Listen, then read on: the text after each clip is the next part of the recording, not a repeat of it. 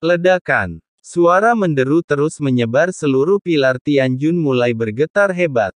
Sepertinya dia benar-benar tersentuh oleh Xiao Yan. Lapisan debu padat menutupinya mulai gemetar retakan memperbaiki seluruh pilar Tianjun.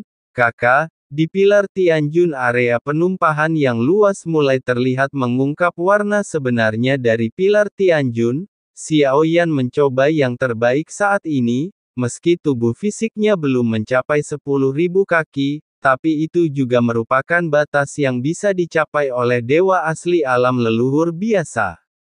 Tubuh ribuan kaki kekuatannya sungguh menakjubkan, namun masih sulit untuk benar-benar menggoyahkan tiang surga ini. Xiao Yan mencoba yang terbaik saat ini tapi itu hanya membuatnya sedikit gemetar.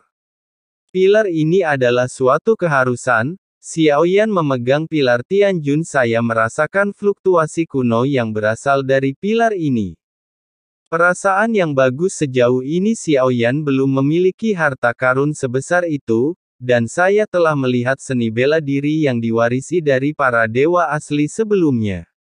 Meskipun aku memiliki tubuh fantasi emas, tapi sekarang Tianjunzu, meskipun Xiao Yan tidak tahu bahwa itu sebenarnya berasal dari klan dewa asli, saya hanya merasa bahwa Tianjunzu ini tampaknya sangat konsisten dengan dewa asli super raksasa saya. Tubuh yang sangat besar mencari senjata yang cocok juga tidak mudah. Seolah-olah pilar Tianjun ini dibuat khusus untuk Xiao Yan, tapi kita harus mencabut pilar Tianjun dengan paksa, tidak sederhana. Xiao Yan hanya menggoyangkannya sedikit sekarang. Cahaya keemasan bersinar di mata Xiao Yan. Tampaknya dewa super raksasa asli harus digunakan untuk benar-benar menariknya. Bang! Mereka berempat memandang Xiao Yan yang sedang memeluk Tianjunzu dengan erat, tanpa tanda apapun tiba-tiba terdengar dentuman keras dan ledakan. Meledak. Bagaimana situasinya? Saat Xiao Yan meledak, keempat sosok itu terkejut hampir pada saat yang bersamaan.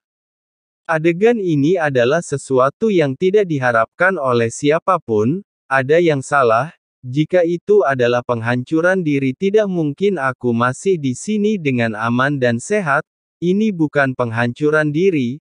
Tepat ketika mereka berempat terkejut, daging dan darah yang tak terhitung jumlahnya meledak oleh sosok besar itu.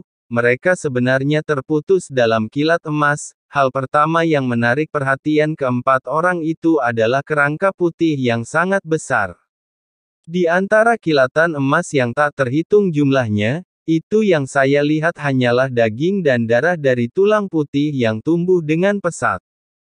Hingga mengembun menjadi raksasa yang agung dan besar, adegan ini membuat mereka berempat membuka mulut. Angka yang besar bukanlah hal yang paling mengejutkan, namun kekuatan ki dan darah memancar darinya. Perasaan tercekik ini jelas tidak palsu, menjadi lebih kuat lagi di negara bagian manakah orang ini berada. Bau yang terpancar darinya sungguh membuatku berdebar-debar. Raksasa-raksasa itu berjalan berkeliling dengan cahaya keemasan di sekujur tubuhnya. Saat ini, Xiao Yan tidak membutuhkan lengannya untuk memeluknya. Rentangkan tangan Anda untuk memegangnya, kemudian mulailah menarik dengan kuat. Kali ini pilar Tianjun akhirnya lepas. Tampaknya Xiao Yan menariknya keluar dari tanah sedikit demi sedikit. Potongan besar pilar Tianjun pecah berkeping-keping. Perlahan-lahan saya melihat pilar Tianjun yang bersinar samar-samar. Xiao Yan mencoba yang terbaik, semua kekuatan dalam tubuh dilepaskan tanpa syarat. Pada saat yang sama antara langit dan bumi ini tiba-tiba terjadi ledakan dahsyat. Ledakan, saat suara itu keluar tiba-tiba seberkas cahaya datang entah dari mana, mengubah seluruh awan gelap. Mereka semua sepertinya membelah langit menjadi dua. Apa ini? Mereka berempat memandangi berkas cahaya yang mencapai langit. Mata tertegun, saya pikir itu adalah fenomena aneh yang disebabkan oleh Xiao Yan. Meski tinggi di langit Anda masih bisa mendengar suaranya. Apa yang terjadi? Mengapa sepertinya ada orang lain yang menerobos masuk Istana Abadi Tianjun? Di antara awan tidak dapat melihat apa yang sedang terjadi, tapi sepertinya itu bukan disebabkan oleh Xiao Yan.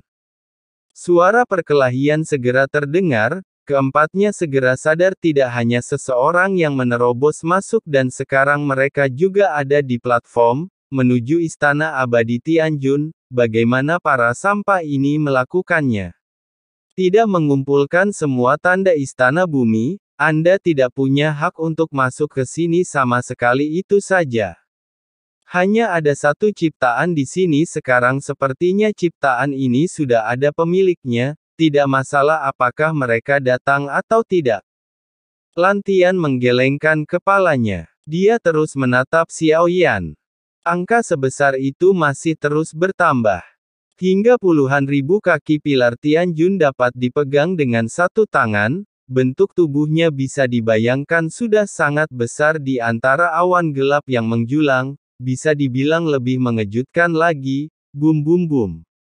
Pilar Tianjun terus meningkat semua ditarik ke atas, saat Anda menariknya keluar Xiao Yan merasakan pemandangan aneh tiba-tiba muncul di darahnya. Dia diserap secara gila-gilaan oleh Tianjunzu. Meskipun ini Xiao Yan mengertakkan gigi tidak melepaskan telapak tangan yang memegang Tianjunzu sebaliknya, biarkan Tianjunzu menyerap kekuatan Qi dan darah, dia ingin melihat berapa banyak yang dapat diserap oleh pilar Tianjun. Berdengung, dengan penyerapan energi dan darah Xiao Yan, Tianjunzu meledak dengan cahaya yang menyilaukan dinding batu yang menutupinya itu adalah sebuah ledakan. Semuanya hancur, pilar Tianjun emas gelap muncul di tangan Xiao Yan, di atasnya ada garis-garis misterius. Pilar Tianjun, bukankah ini harta karun tertinggi dari klan dewa asliku? Suara Jin Huanshen terdengar di telinga Xiao Yan.